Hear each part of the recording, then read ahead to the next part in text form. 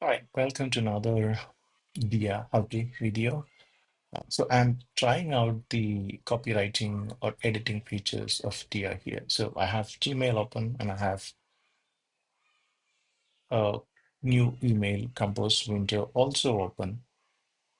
So what I'm trying to do is make Dia write an email for me. So I did that here. I asked her to write an email about trying out Dia. Uh, so what I think they will fix later, but you need to be aware of now is to make sure that your cursor is in the email body when you click insert and then the email comes here. But at the same time, subject is coming here, so I have to copy and paste into the actual subject field, right? So now I can actually say make it shorter or similar commands actually, will it do it right there on the email? Let's see.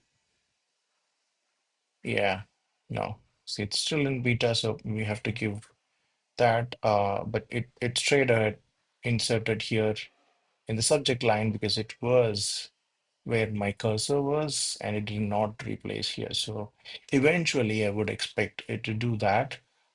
But when you have a tab open, um, Dia understands what you're talking about. It knows the context, so that's at least one good starting point. So yeah, I'll keep experimenting with Dia as I go and keep posting more videos.